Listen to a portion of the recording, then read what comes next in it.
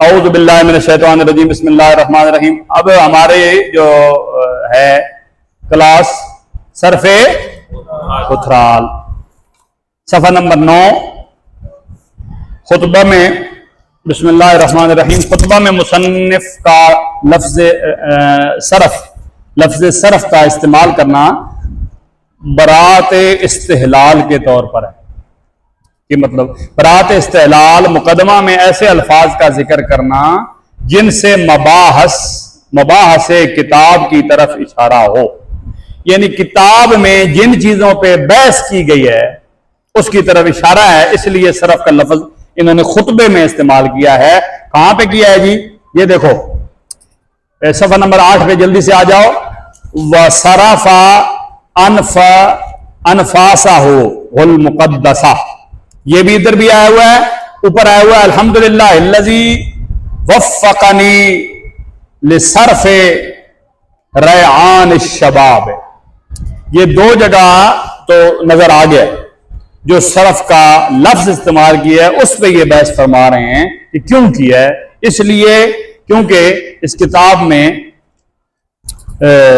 اسی کی طرف اشارہ ہے، اس لیے. آگے چھال مارو جی، ڈائریکٹ آون جو تھے ترجمے دیں. حمد و صلات کے بعد اپنے رب کے لطف و کرم کی امید رکھنے والا انتہائی کمزور بندہ محمد منور الدین بن ملک فتح خان صاحب چھالوی جیلمی کہتا ہے کہ استادنا، یہ استاذنا پڑھ کے پڑھیں، استاذنا الکریم محترم و مکرم حضرت علامہ مولوی غلام رسول صاحب اترالوی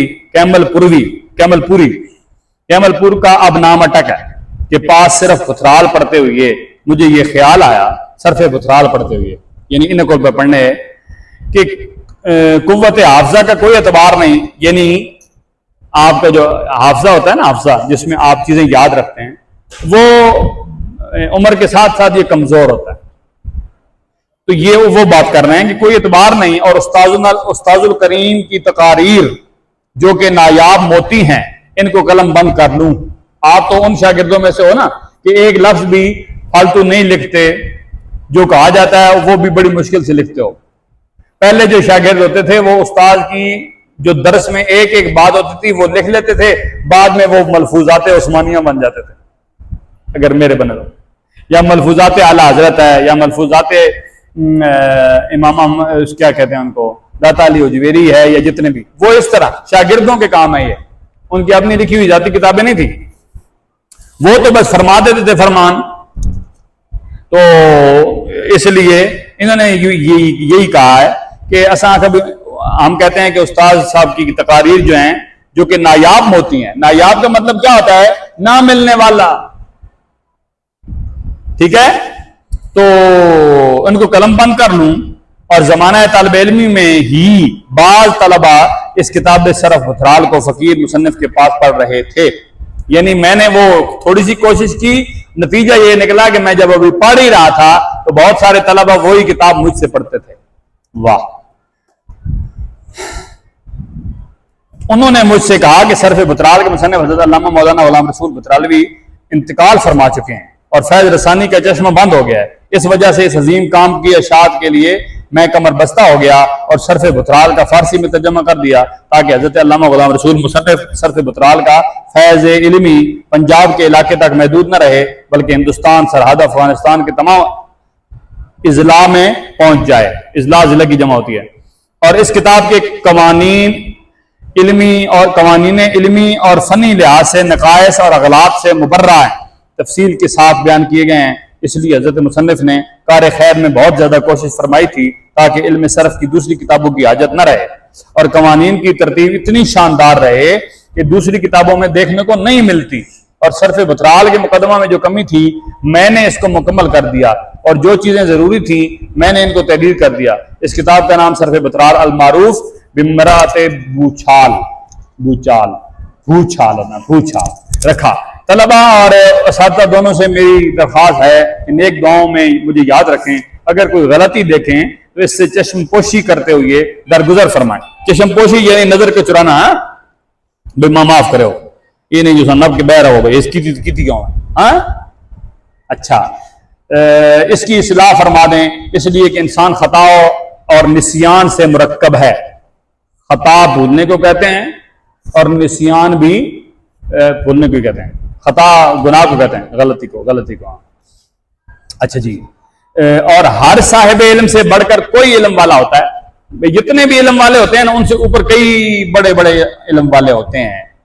تو جیسے کہ ہم نے پچھلی ویڈیو میں بھی کہا تھا، اور وہ ابھی تک امان صاحب اور حبیب صاحب اور حسن صاحب یہ سارے مشاورت کر رہے ہیں، حسین الدین صاحب بھی، وہ اشتہار بنے پھر ویڈیو میں لگائیں ہم کہ مطلب یقیناً مشاورت کر رہے ہوں گے، کیونکہ میں نے ان کو کہہ دیا تھا کہ ویڈیو کی شروع میں اشتہار لگا دو. ویڈیو میں گفتگو کے دوران استاد محترم سے کوئی بات اوپر نیچے کوئی ہو جائے تو وہ اس کو صرف نظر فرمائیں. ہاں چشم پوشی کرو کیونکہ اس ویڈیو کو تو بڑے بڑے لوگ دیکھیں گے نا جی، پوری دنیا پہ جو یوٹیوب جاتا ہے. تو ہماری اصلاح فرمائیں، تو غلطی ہے ہم قبول فرمائیں گے، ٹھیک ہے، بلکہ ہم قبول کریں گے. یہ اکثر کئی لوگ جلدی میں کہہ جاتے ہیں بھائی ہاں جی حکم کرو جی، اڈا حکم ہے یہ نہیں کہتے ہوتے.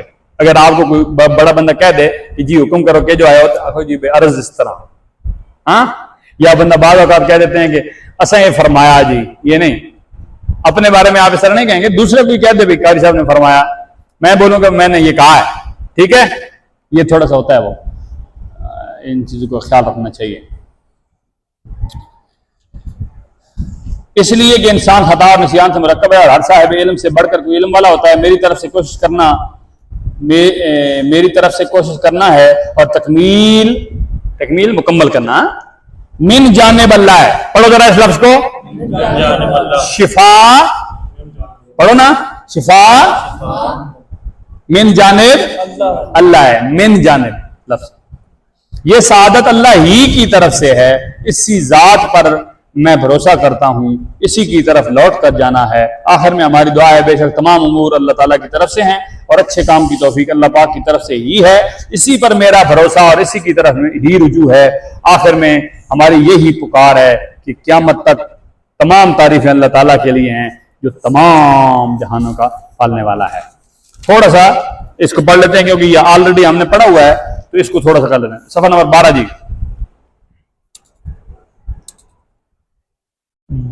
بداں ارشدک اللہ تعالیٰ فی الدارین، یہ صرف بھائی میں یہ الفاظ اس طرح ہیں، بداں ارشدک اللہ تعالیٰ فی الدارین. مجھے آج بھی یاد ہیں بچپن کے.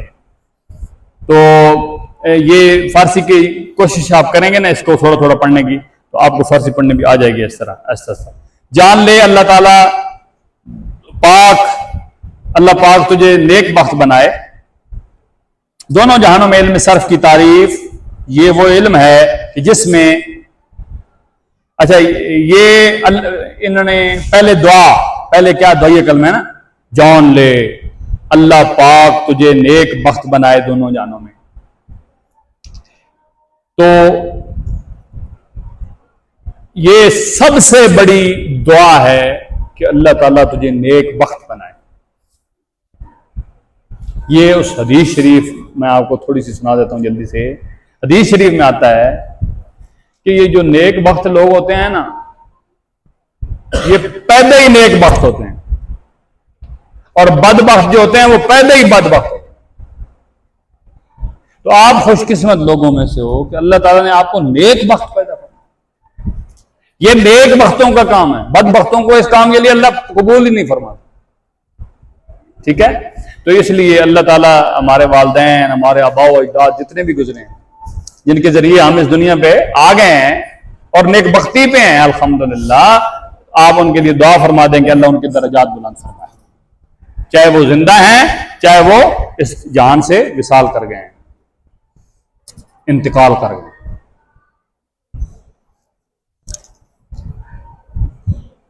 اچھا جی، اس جہان سے انتقال کر گئے ہیں جملہ درست ہوگا، تو اس جہان سے نہیں تو جو وصال کر گئے ہیں. وصال کا مطلب کیا ہوتا ہے؟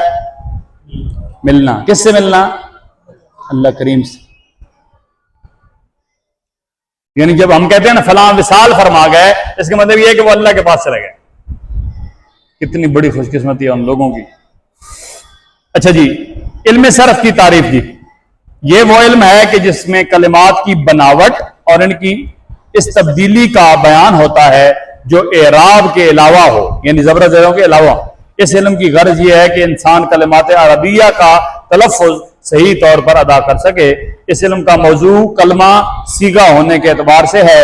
اس علم کو علم نحو پر مقدم اس لیے کرتے ہیں، صرفی لوگ مفردات سے بحث کرتے ہیں. صرفی کس سے بحث کرتے ہیں؟ یعنی اکیلے لفظوں میں. مفردات کا مطلب یہ ہے مفرد کی جمع ہے نا. اور نحوی لوگ مرکبات سے بحث کرتے ہیں. تو پہلے اکیلا ہوتا ہے تو پھر وہ دوسرے سے ملتا ہے تو دو بنتے ہیں نا. تو اس لیے صرفی ان کو مفردات سے کرتے ہیں. اور چونکہ مفرد طبعی طور پر مقدم ہوتا ہے اس لیے اسے ذکر کرنے میں بھی مقدم رکھتے ہیں. تشریح: اس مقام پر 4 چیزیں بیان ہوئی ہیں جو کہ مندرجہ ذیل ہیں. علم صرف کی تعریف، غرض، موضوع، علم صرف کو علم نحو پر مقدم کرنے کی وجہ، جن کا بیان ہم نے بنیادی چیزوں کے تحت کر دیا ہے. آگے کلمہ کی اقسام ہے جو ابھی ہم پڑھ چکے ہیں تھوڑی دیر پہلے. عربی لغت میں کلمہ کی 3 اقسام ہے: اسم، فعل، حرف. اسم وہ کلمہ ہے جو اس مستقل معنی پر دلالت کرے جو اس کی ذات میں ہے، اور یعنی جو معنی دے رہا ہے نا وہ اس کے اندر موجود ہونا چاہیے. 3 زمانوں میں سے کسی زمانے کے ساتھ ملا ہوا نہ ہو. جیسے زید زید زید زید زید کرتے رہو، اس میں کوئی زمانہ تو نہیں ہے نا. فرس، فرس گھوڑے کو کہتے ہیں فرس. فعل وہ کلمہ ہے جو اس مستقل معنی پر دلالت کرے جو اس کی ذات میں ہے، اور معنی 3 زمانوں میں سے کسی ایک زمانے کے ساتھ ملا ہوا ہو. اور وہ 3 زمانے یہ ہیں: ماضی، حال، استقبال. فعل ماضی جیسے ضربا، اس نے مارا. فعل حال جیسے یہ غلط لکھا ہے یضرب، کرو اس کو لی یضرب لکھا ہے یضربو. اور فعل مستقبل، آج کل کے دور میں جو پڑھانے والے مدرس ہیں نا ان کا سب سے بڑا پرابلم یہ ہے کہ اب ادھر کوئی نیا مدرس ہو تو وہ یہ یضرب بھی پڑھ دے گا. تو یہ اگر پتہ نہ ہو تو پھر بندہ درس دینے کے قابل نہیں ہوتا. اس لیے یہ میں تو اپنے آپ کو بالکل بھی اس قابل نہیں سمجھتا، لیکن آپ نے بھی اس چیز کا لحاظ رکھنا ہے کہ جو بھی آپ کتاب پڑھائیں یا وہ اس کو پہلے مطالعہ کریں، اس کی تمام ایک ایک چیز پہ نظر رکھیں تاکہ پڑھاتے وقت آپ کو. اور فعل مستقبل جیسے سوفا یضربو، حرف وہ کلمہ ہے جو غیر مستقل معنی پر دلالت کرے. ٹھیک ہے جی، یعنی بذات ہی اپنی مقصودی معنی پر دلالت نہ کرے بلکہ غیر کا محتاج ہو. جیسے من کا مطلب کیا ہوتا ہے؟ سے اور الہ تک، ابتدا اور انتہا پر دلالت کرنے میں دوسرے کلمے کا محتاج ہوتے ہیں. جب تک کسی سے ملے نہیں نا تو کوئی ابتدا انتہا کا پتہ ہی نہیں چلتا. جیسے تو کہے ذهبت من البصرة الى الكوفہ، کہ میں بصرہ سے کوفہ تک گیا، تو من اب بیچ میں آیا نا اور الہ بھی بیچ میں آیا. جب دوسروں سے ملا تو اب یہ اچھا خاصا معنی دے رہا ہے. یعنی جب تک من کے ساتھ بصرہ اور الہ کے ساتھ کوفہ کا ذکر نہ کیا جائے من اور الہ کا معنی سمجھ میں نہیں آتا. اچھا، یہ اوپر ایک چیز اور بھی ہے. فعل ماضی میں انہوں نے ضربہ کہا ہے. فی الحال میں ایک انہوں نے جیسے یضرب لکھا ہوا ہے ادھر، اس کا بھی ایک معنی بن جاتا ہے. یضرب بھی آپ نے لکھ لیا ہے نا، لی یضرب کا مطلب کیا ہوگا یہ بعد میں جب آپ گردان یاد کریں گے تو اس وقت پھر آپ کو سمجھا دیا جائے گا. صوفہ یضرب بھی ہوتا ہے کیونکہ صوفہ جو ہے وہ کسی بھی کلمے کے پیچھے صوفہ ہو تو آپ نے سمجھ لینا ہے کہ یہ کلمہ کیا ہے؟ فعل ہے. جب ہم فعل اور اسم کی علامتیں پڑھیں گے نا اس میں یہ آپ کو سمجھ آ جائے گا. فعل کی علامتیں اور اسم کی علامتیں انشاءاللہ ابھی بالکل سامنے آنے والی ہیں. تو فعل کی اقسام بھی ہم جلدی سے پڑھ لیں، تھوڑی سی ہیں. فعل کی اقسام، فعل کی 3 قسمیں ہیں: فعل ماضی، فعل مضارع، فعل امر. ماضی باعتبار لغت گزری ہوئی چیز کو کہتے ہیں. باعتبار لغت کا معنی کیا ہوگا؟ لغت کے اعتبار سے، ٹھیک ہے.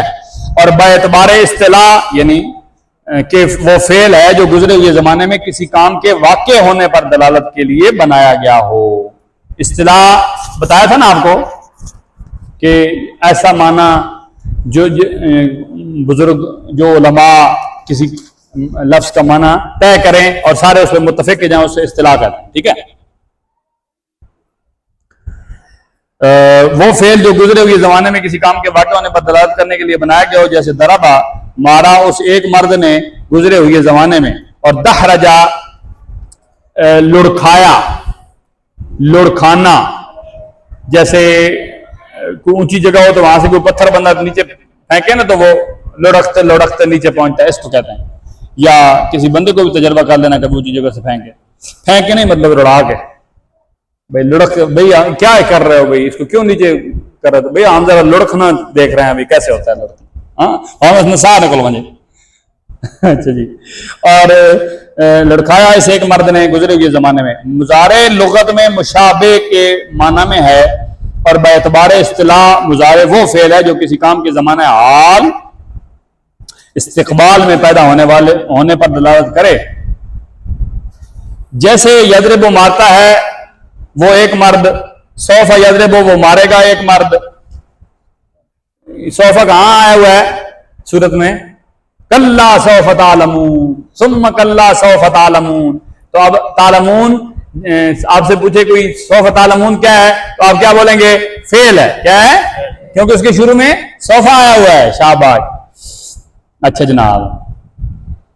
وہ مارے گا ایک مرد.